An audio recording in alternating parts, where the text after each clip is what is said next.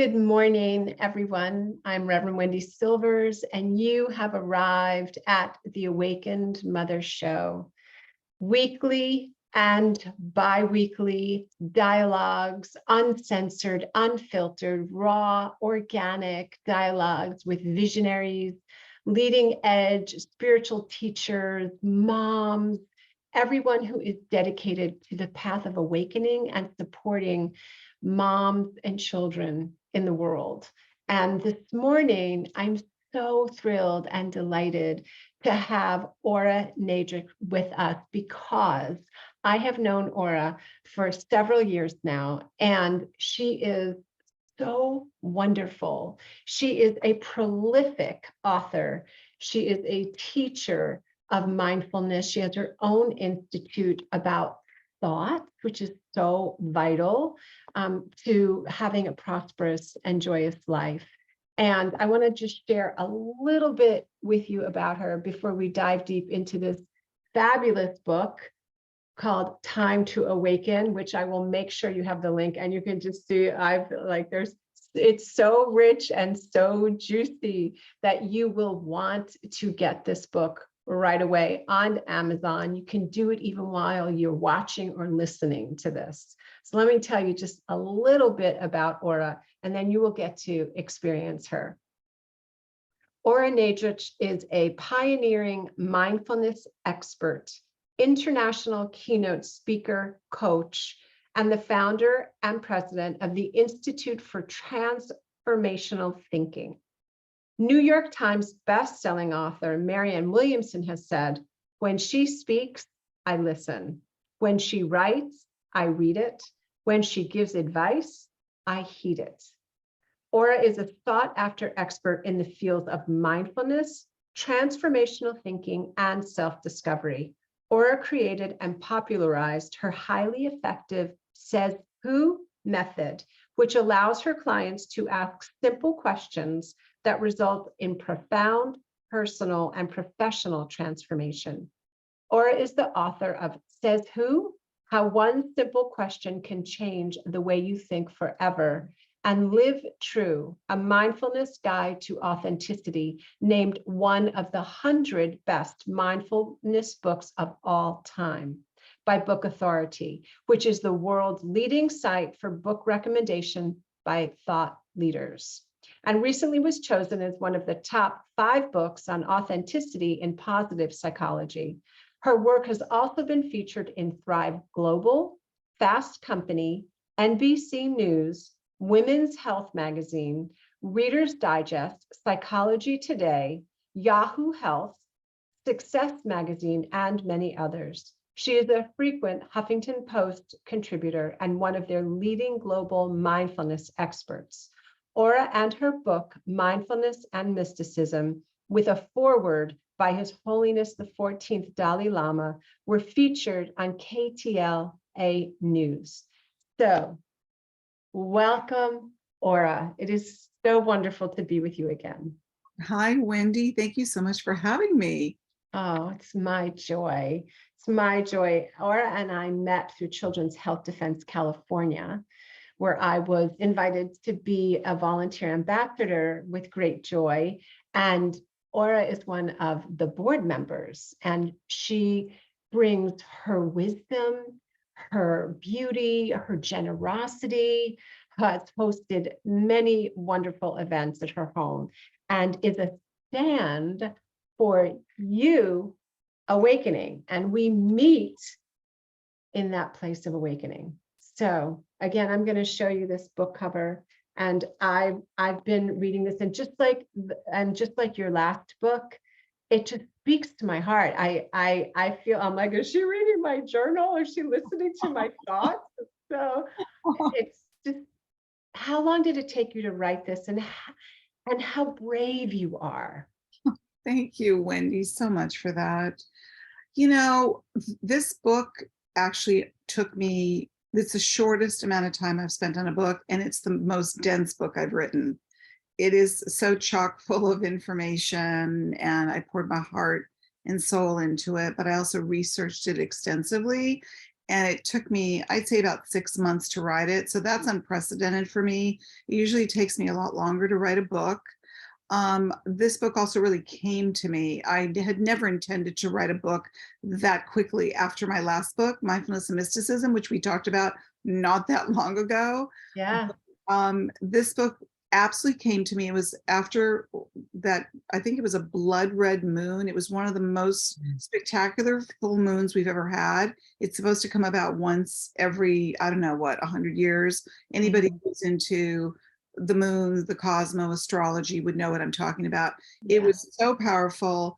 I woke up the next morning and whoosh, this book said, write me now, you know? So I did that. I said, okay, I'm being very called to write this book.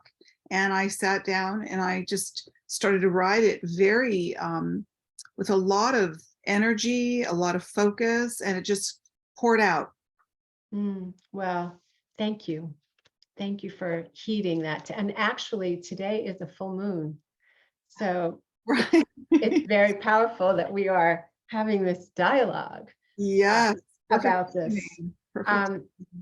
So when I opened your book, I mean, the quote, the dedication to your dad, Shimon Zelig Rubinstein, and his entire family who died in the Holocaust, along with 6 million Jews and other innocent souls.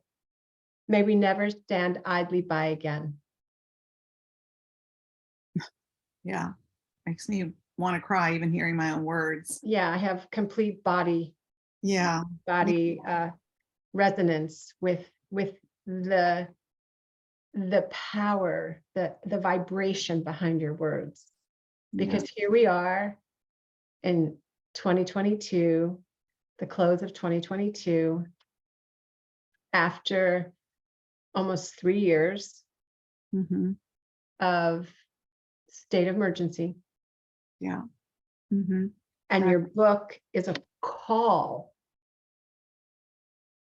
to people, intelligent, educated, not educated, uneducated, but it's a call to the soul. Yeah, exactly right. To awaken. Exactly. That's the ask in the book. It's really all that I ask, you know, to my fellow man, woman, and child. Please, let's all join together and wake up. Yeah. Wake up and see what is right before our eyes. Do you know? I do. It's ironic. In 2015, I had a download and I began teaching programs under the moniker of the Awakened Mother. And I wrote down what you've written in this book. Are you ready to awaken, and what you need to know about awakening? And I wrote down some of the qualities, and I see this, you know, in your book, the willingness to speak the truth. I love this, resisting the singularity, right? And so the qualities of an awakened mother, and I would love to hear you speak. I mean, you've written about this in every chapter, conscious. Yeah. I mean, the book is really, you know, the basis of my book. It's like, if I would say the first ingredient of every book that I've written is really about mindfulness. Mindfulness is being in the present moment with total awareness. It's the practice of awareness. And I think that if we cultivate that practice, we're just going to be much more aware, awake, conscious human beings. And that's really what we need to be an awake human being, is to be mindfully aware of everything that's going on with ourselves, with others, with our environment, and then with the world. And I felt that that was really the thrust of the book. Is that is what awakening is all about, is to be so mindfully aware, to realize, am I really awake? Am I really here? Am I really present?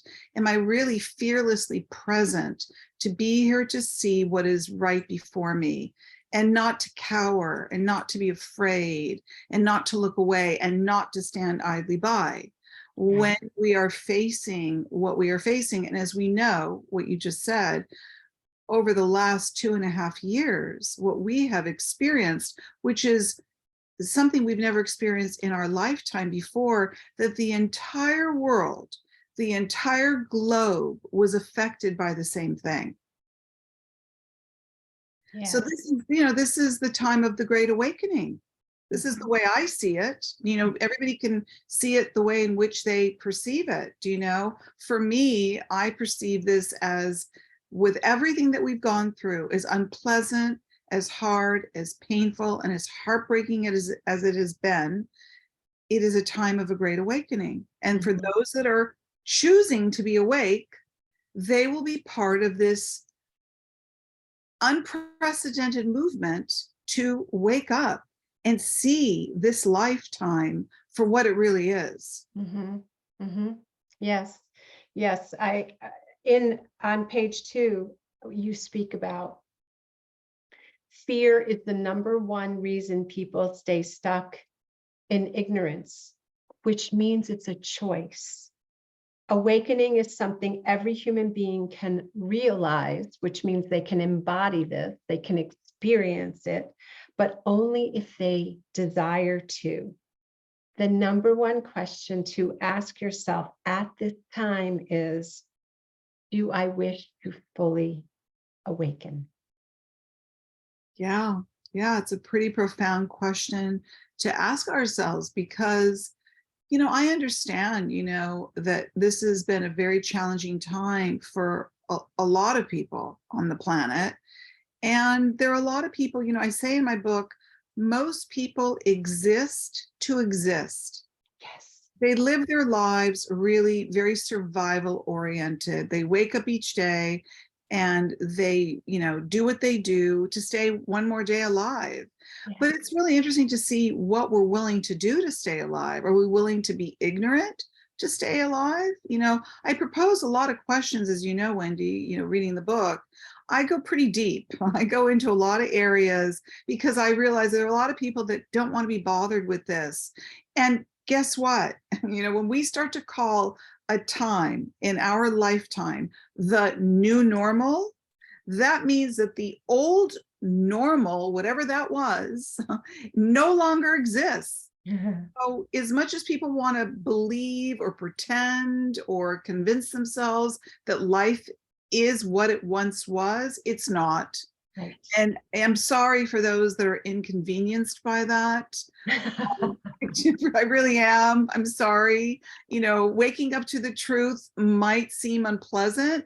And at times it can be quite shocking to see things right in front of us that, maybe we don't want to see. But as I mentioned in the book, I don't know if you got to the chapter of the Buddhist Eightfold Noble Truths. Yes. The number one first noble truth is right view. That means we are willing to see the world as it really is, not as we want it to be or not as we insist it to be, but what it really is, And this is the time to just take off those rose-colored glasses and go, okay, I'm ready to see it. I'm ready to see what's really going on. Even if it means just maybe shaking up your perfect little world, it's time to just see it for what it is. Beautifully said. It's so fascinating to me to see the resistance. Yeah, it's a good word. Right? The resistance to that. Yeah. And on one hand, I have enormous compassion because you and I came to this very organically. Like it just was very, yes. But of course, like yes. It doesn't make any sense. And this isn't true. Just like you present about how where conspiracy theory came from, that it was literally created by the CIA. I mean, it's just, when you do the reading that is different from the anesthetizing stuff that you get on mainstream, you learn like all the things that you presence in here. Yeah. Right? Like, yeah. I mean, and I wrote that in the very beginning just to get that out of the way. It's like right. Conspiracy theory is so overused. It's actually insulting. And not only that, how I view it today, it's almost a lack of intelligence.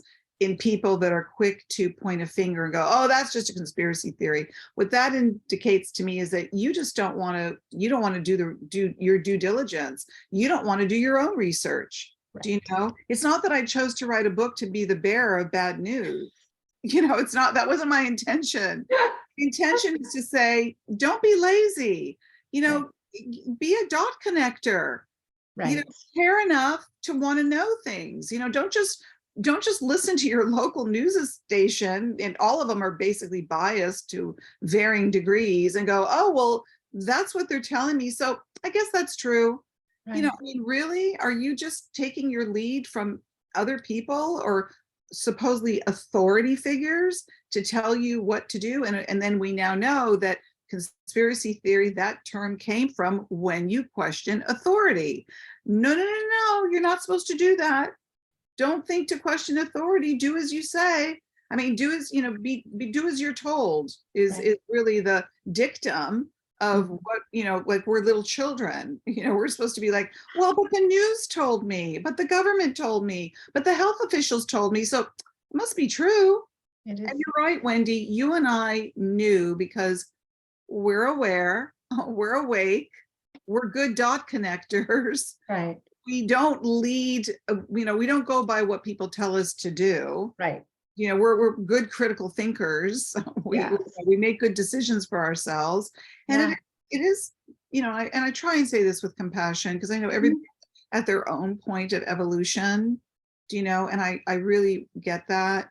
But I do not want to support, that's why I started the book with, may we not stand idly by again. No, please, the only way for history not to repeat itself is to wake up, to be able to be a good dot connector, and be willing to see things for what they really are, as maybe as unpleasant as they might be. And that for me is one of the biggest layers, the veils, right? When you think about the 7 veils, I feel like, in keeping with how you broke down the noble truths, I think the veil, that veil of illusion, that veil of, oh, let me see behind the curtain to this little man who's speaking into a megaphone and influencing the entire world. And scaring the bejeebies out of poor little Dorothy. Right. And, her 3 companions who just very innocently came, to get a heart, courage, and a brain, and then it took little Toto. These are such great metaphors, by the way. It's like, I love these stories because if you really look deep into them, they'll tell you everything you really need to know. Here's a man behind a curtain, the Wizard of Oz, who's speaking in a megaphone and scaring the bejeebies out of these poor souls. Right. Took Toto the dog to pull back the curtain to reveal that, oh, you were freaked out by some little old man who was trying to control you. Right. And she had the answers within her. She had the freedom, the liberation was already within her. And all she had to do was tune into her heart. Not crazy about the heel clicking personally, but I'm so with you. I'm so with you. But that's a very sort of, I don't know if it was a Disney moment, but that's, they need all that. They need all the bells and whistles. Right, of course. They can't speak a language that's too spiritual, or people might not get it. And God forbid we have a really self-actualized woman, let's not have that. let's make her into an old hag, and then we have the young girl. So anyway, we could really riff on that for a bit. And we could really deconstruct the Wizard of Oz and bring it into the modern day context and go, what? Right. But, but there are just like Alice in Wonderland, there's a lot of wonderful stories and fairy tales that really reveal a lot of the archetypal truths that we need to see to realize how we live and how we are easily fooled. Do you know? Yes. And that's why a book with this richness and this depth, the way that you break down this, what happened, I'm just gonna, rather than go with the, all of the trendy phrases about describing this time, which I could, but for the sake of our discussion, I will not do that. But the richness and the depth, how you break down about Bill Gates and how he owns so much farmland, owns all the seeds that are GMO, and Oh, and the connections. So, so, for anybody who's new to this dialogue, yes, welcome. We are so glad that you are here.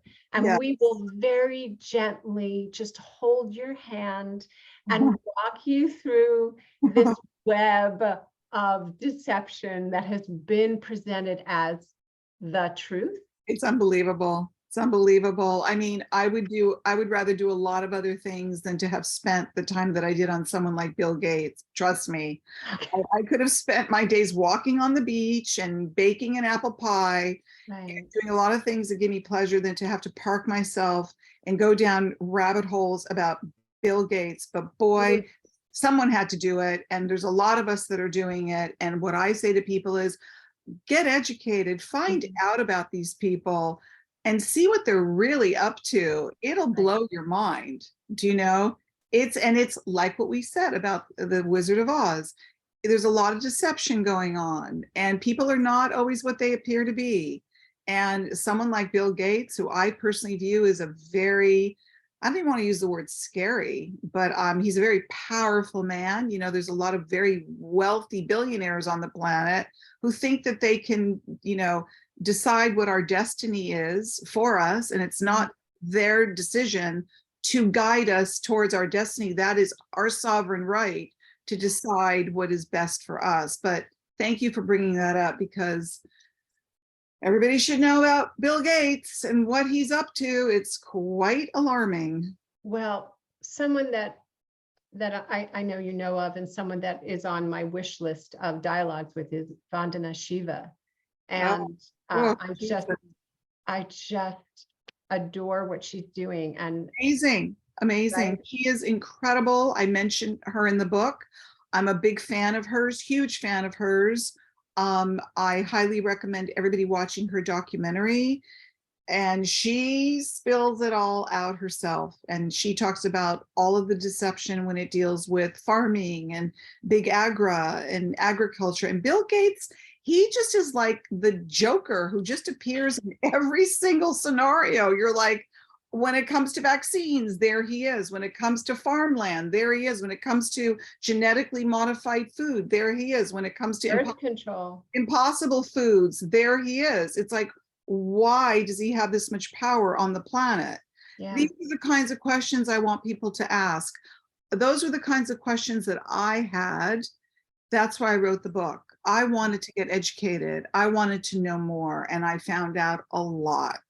Yeah. And my sense of what keeps people from really surrendering, because I think of it as a surrender. It's really a letting go of these false beliefs that big daddy government or big mama ag or big doctor pharma is going to really assist us. I really find that what it is this very immature sense of, well, if mommy and daddy aren't going to take care of me, who's going to take care of me? Exactly right. And that is the way most people, even intelligent people, well-educated people, they really go by these systems, these constructs that they feel are very legitimate and could possibly be filled with corruption. God forbid any of these systems are corrupted, because that just would rock their world if they suddenly couldn't believe in the government, if they couldn't believe that big pharma has their best interests at heart, if they couldn't even believe, which we just witnessed over the last 2 years, that our health organizations are the ones that are telling us what to do with our bodies.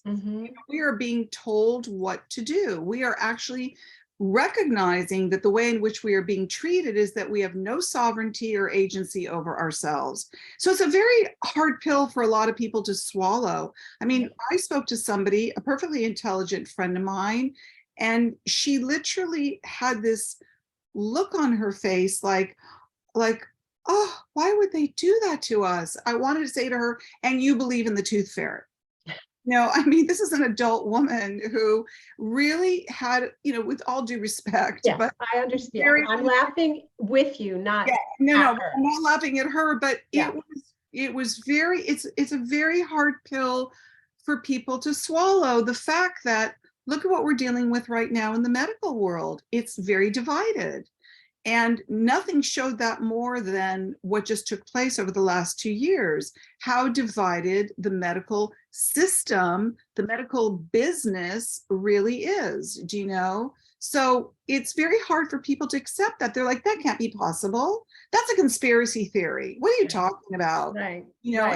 And many people, even our parents' generation, really believe that doctors walked on water. They were the closest thing to God. When I gave birth to when I was planning the birth of my daughter, and I told my mother that I was going to birth her at home, or I didn't know that my baby was a female, but I wanted to birth the baby at home. I cannot tell you how many conversations my mother would mention the doctors that we knew and that were in our family, and what did I really know what I was doing, to the point where I had to set a boundary with my mom, whereupon I said, if you keep having this conversation with me, we're not going to be able to talk. Yeah, it got to that point. I'm sure, Wendy. I mean, I was just speaking to a friend of mine's daughter who's pregnant and making that decision for herself, and her instincts as a young woman, the way she describes how she wants to have her birth at home is so beautiful. But you hear there's the voices over here like, oh, but what if, and this could go wrong, and you really should be in the hospital, and it's all fear-based. Completely. One could say something could go wrong in a home birth just as easily as something could go wrong in a hospital birth. Of course, something can go wrong if you walk outside your house and cross the street. One cannot live their lives by what could or might happen. Right. Well, I have so much to say about that. And so just to close the loop about that, the research that I did showed that it is actually safer to have your baby at home than it is, because once you cross the threshold of the hospital, it becomes a medical protocol, except for those hospitals that have birthing rooms and midwives, but they're still following the medical model. Not so easy to find those places today. Right. Yes. So I'm really curious if there was anything new that you discovered while you were writing this. Was there, I mean, I know there was tons that you uncovered. Was there anything that what you were writing and you just went, oh my God, I just can't even, like. Well, I knew a lot of it. Yes, it's true. I mean, I did do, very extensive research on the very things that I knew were happening, but I wanted it to be, cited and indexed and researched properly. I would say that, I mean, I didn't know to all of the degrees of what I knew were really about, and I didn't know all the tentacles that were connected to other things. So research does that. Research gives you more information, and then you can really connect the dots and go, wow, this is a lot bigger than I thought. So there was a lot for me to learn as I did my research. I just, because I'm a very sort of intuitive thinker, I wanted to explore the area of emotional intelligence. I know about emotional intelligence, but I did my version of emotional intelligence, and that I brought it into a modern day context. And I also connected it to, people who are in positions of leading, people who are in positions of power, and how we don't value something like EQ, emotional intelligence. And yet we put tremendous importance and premium on IQ. And the way in which you can get into, whether it's the top colleges, the top institutions, the top coveted jobs, positions politically, whatever they are, in medicine, law, politics, you have to really have high IQ. But never is there mentioned anything to do with emotional intelligence. That was very illuminating to me, and that was my own rabbit hole that I took myself down because I was curious about that. And I even went back to researching Hitler, somebody like Hitler, and I thought, and I connected all the dots with really what made him so powerful was his very lacking in emotional intelligence, and that he himself really had so many flaws and so many mental disorders, obviously, and such, evil in him, but that a lot of the times the very thing that we should be valuing, which is a higher level of intelligence, meaning we understand our own emotions, that takes us back into mindfulness, that takes us back into being a conscious human being and have an awareness of our own ego. So when I coupled that with emotional intelligence, and I really started to link it to these particular people that I was threading throughout the book, I realized that that was a tremendous defect in their personalities, that they were all lacking emotional intelligence. And that was very curious to me. I was like, wow, what is that about these people who get into tremendous positions of power and they really have no self-awareness of their own emotional, lack of awareness, if you will. So that was very illuminating for me. I really got into that chapter a lot. And of course, I delved deeply into transhumanism, and I learned way more about that. And I'm very aware of, what our advanced technology is bringing forward into our future. And when I realized that most transhumanists, futurists, if you will, and those that believe that we should be supercomputers, that we should eventually turn into, AI intelligence and supercomputers, that most of them are very agnostic and they don't believe in God or the divine. It, to me, really connoted a lack of soul, and that really was very sad for me. Again, there were a lot of areas that I went into the book that very much pinpointed to me, who are the ones that are ushering in our future, who are the ones that are really being the architects of our future. And when I started to do, again, research on those, that you can call them different things, you can call them global elites, you can call them technocrats, you can call them, the billionaires that have the most power in the world, that they seem to be lacking, again, in this emotional intelligence, and that they don't seem very at all connected to something that you and I would call spirituality or the divine, or I don't really care what someone calls the divine, be it God, source, supreme intelligence, Christ consciousness. It doesn't matter to me, but it's the understanding that something greater than us, greater than our own egos, exists as a guiding presence on this planet, this earth. I didn't see any of those people subscribing to that. And quite frankly, it actually made me very sad. That is very profound. That was a profound realization for me, Wendy. It took me a while I could cry. It took me a while to shake that off.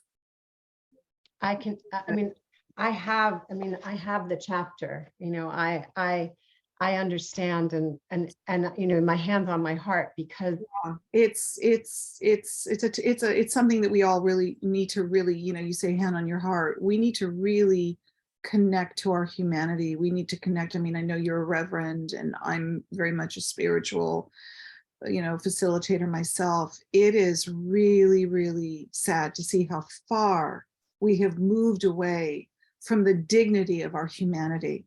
It's really, it's a tough one. Now I'm remaining hopeful, and I believe that there are many of us on this planet Earth that choose to be awake and choose to protect our humanity and preserve our humanity, and know, as you know, the quote that I love so much by Pierre Teilhard de Chardin, we are spiritual beings having a human experience. Please, please, let's honor our spirits and let's honor the path of spirituality. Everybody, I just invite you to take a breath with me, because that was very profound teaching that Ora just shared with us. So let us just take a breath. so vital, what you just shared, Ora. Thank you. And it's so shocking to see how much the intellect is valued over the emotional. And I was thinking about Yuval Harari, Oh, Bill Gates, Mark Zuckerberg. which I mentioned all in the book. They're Yeah. all there. Yeah. And I'm Elon Musk. I mean, I'm, you know, these, and they're men, and I know that there's women, of course, I because haven't. I've been to the transhumanist site, and it's there's women in that, you know, and it's just, it's so important what you're speaking about, and this is a tentacle. Yesterday was International People Day, or I saw something that there was some celebration, and there was a teacher who was very excited because she was going to, she had a syllabus, a curriculum for her students. I don't know how old they were, but they were in elementary school, and how important it was because they were going to talk about pronouns, and they were going to learn all about pronouns, and how she was so happy to do that. And all I could think about was both and, right? Like, where's the, and I literally, I said, and I know, I'm sure it was sparked by reading your book, and by the consciousness that you and I continue to swim in. I kept thinking about, where's the emotional intelligence? Why are we focusing on pronouns with young children, which is at some point important? Where's the emotional intelligence, the literacy? Where is there an opportunity to learn to trust yourself, to know your feelings matter, to be curious? Yes. And that to me is what I appreciate so much about the work you do, and about this book. And again, I'm going to show everybody this book, those that are watching this by video and those that are listening by audio. I'm showing Ora's new book, Time to Awaken. It is on Amazon. I highly recommend it. But where is this opportunity to come home to yourself? Yes, that's a very good question. And I'm very concerned about the future generations. You know, now is our time to turn this ship around, do you know, because once it keeps going in this direction, which is really very much about the desensitizing and the dehumanizing and things like transhumanizing, which is, that in itself should send chills down people's spines, you know, and that if we're even teaching children to just identify themselves as a pronoun, you know, and not even talk about them being spiritual beings. Do you know, I have in my chapter in Protect the Children, Yeah. I talk about them being star beings, do you know, and how they are the adults of the future. Mhm. Let them be the light that guides us. What are we teaching them? I mean, Yes. this should be very disturbing to people today, especially parents. Yes. You know, the children are being commandeered to, I don't see this mindful teaching being done in schools. I see the complete opposite of that. You know, and it's, for me, it sounds very egoic in that, you know, everybody needing to define themselves in ways that has nothing to do with being a spiritual human being. Whether you want to identify as a spiritual being or not, that's your prerogative. But it all seems like this posturing, this flexing of muscle of identity. You know, are we our identity? Is that who we are? Or should we be defined by our identity and our pronouns? Is that what it's come to? Amen. Amen. You know, on page 260, you talk EQ consciousness, and there's 4 questions that are posed, well, 4 points. And there's more, but these are a few of the questions. 1, trust by others is automatically given to me is built through reliability and authenticity. 2, I always communicate in a way that everyone understands what I am saying, that seeks mutual understanding and full information sharing. 3, others' perspectives are always understood and sensitivity shown, clouding the issues and getting us off track. Whoop, squirrel. 4, when I see bias and intolerance, I always challenge the initiating people, turn a blind eye, and ignore it. And you go on to say, if I were to take just those 4 questions out of 40 and answer them for Anthony Fauci, Bill Gates, Mark Zuckerberg, or Klaus Schwab, I would say that for the first question, trust seemed to just be given to them and was not built through reliability and authenticity. And then you go on, which people can read when they purchase your book. Yeah, thank you for mentioning that part. And I could have plugged a lot of other names into that. Yeah. Could have given a list of names of the people that are really in the, foreground of our reality today, those that are in power. We know who they are, or Yeah. you should find out who's really running the show right now.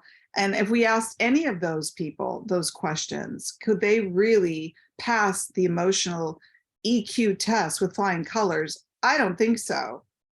No, and that whole the whole premise, right? So here's the facade, right? So having a background in PR and you, that whole thing of crisis control, when something happens. So then you train these people that speak. And this whole marketing that was given, oh, you're saving your grandmother. You're not doing this for yourself. You're doing this for your neighbor. And I love how in the beginning of the book, you speak about if you were given, and forgive me if I don't have the exact detail, but if you were given poison to drink, right, for a liquid that you didn't know what was the ingredients, and somebody said, here, drink this. This is for your neighbor, or this is for your granny or your dad. Like, would somebody drink it?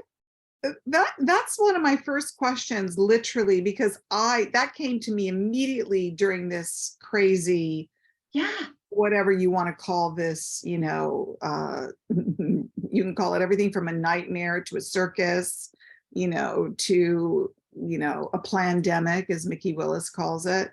If I were holding a glass and I said to you, Wendy, drink this, emphatically, your first question to me would be, well, what is it? And if I said to you, I'm not going to tell you, drink it. First of all, I'm sure you would look at me like, okay, what's up with her? And secondly, if I were then to say to you, and you know what, Wendy, if you don't drink it, I'm not going to be friends with you. I'm going to badmouth you to everybody I know. I'm going to make sure you never work in this town again. Right. I'm going to make sure that give you a litany of reasons why I'm going to take you down if you don't drink this liquid. And you plug that into what we know millions of people did because they were told to do it without any informed consent. It boggles the mind. Yeah. I'm with you. It's stunning.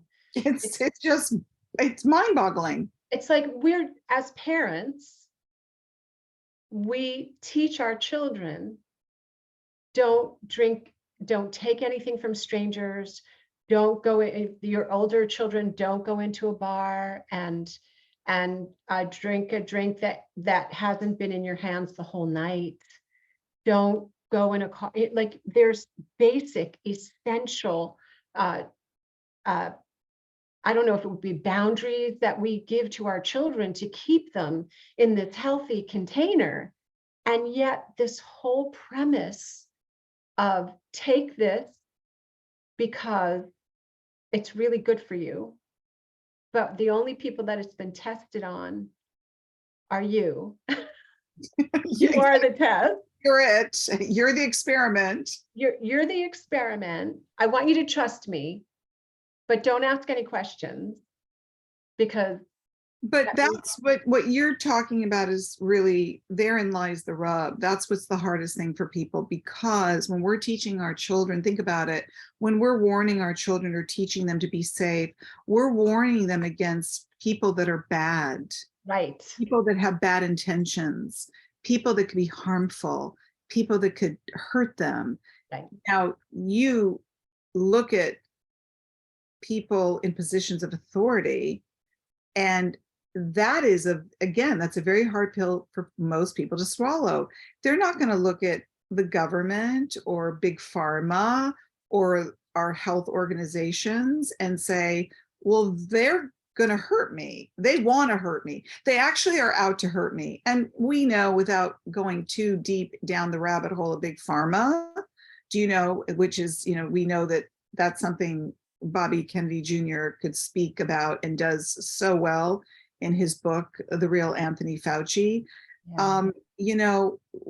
Could there be anything more disturbing than these trillion-dollar companies that blitzkrieg us on television to take drugs, and we're being programmed to recognize that we're not healthy enough, we're not strong enough, we don't have a strong enough immune system, we need drugs to keep us healthy. And yet these trillion-dollar companies are completely off the hook. They're not liable if you get injured or die. Is there not something really concerning about that to people? Is that not even, if my book was just about that, and I said, please just wake up about that, that should really wake people up. Yeah. Do you know? Yeah. So it's, again, it's very hard for people to accept that we've lived, our whole lives trusting these people. I write that in the very beginning of the book. That's like, I think in my first chapter, where I say, it's very hard to say that perhaps a lot of what you believed is true is not. Oh. Maybe you've gone your whole life believing, or that we've been groomed to believe, that we should trust and believe everything that's told to us by those that are in positions of authority or power. Yes. Exactly. Again, we're really facing how difficult this is for a lot of people. I understand why it is very hard for them to accept that, like what you said earlier on, it's not comfortable for most people, most of the masses, to not be led. They need to be led. They need to be told what to do. And it's very uncomfortable for a lot of people not to have to rely on others to lead the way for them. But isn't that what you said earlier, even about Dorothy in The Wizard of Oz? The answers are within. Yes. We just don't want to trust them. We don't want to believe our own inner truth. And especially if we're aligned to the divine and we believe in something sacred that is there, with us to help guide us towards this beautiful light that is shining brightly. We would rather listen to others who could very well lead us in the wrong direction and could be our undoing. Yes. Yes. The poetry of your words, the depth, it just moves my heart. I mean, yeah. Anthony Fauci is not my God. Oh God. Or is Bill Gates or Elon Musk or any, I mean, I think as a woman in the world, part of my quest and part of what I imparted to my daughter was to know thyself and trust your intuition, that was implanted, this God part of you that connects you to the divine, and do not give that to anyone. No. And your book is such a beautiful example of, I love this quote at the very end. Will it be a spoiler alert if I read that quote? I don't think so. Okay, I'm going to read the quote. at There's the there's so much in between from the beginning to that quote that is worth reading the book. It's so beautiful. So it's by Pierre, I always say Teilhard de Chardin. And this is from the Spirit of the Earth. And I love quotes, and I love how they're so meaningful and poignant with the quotes that you put. So gosh, you just such an inspiration. Thank you for what you do. Thank you, Wendy. Really, thank you. Yeah. So love is the most universal, the most tremendous, and the most mystical of cosmic forces. Love is the primal and universal psychic energy. Love is a sacred reserve of energy. It is like the blood of a spiritual evolution. And that's what the call to your soul is from this book. Remember that love is your true nature, and it is time to awaken. So thank you. Thank you so much, Ora, for being here. I will make sure that everyone has a link to purchase this book. Thank you, Wendy. And to Ora's website, because she has just a fountain of incredible inspiration and information for you.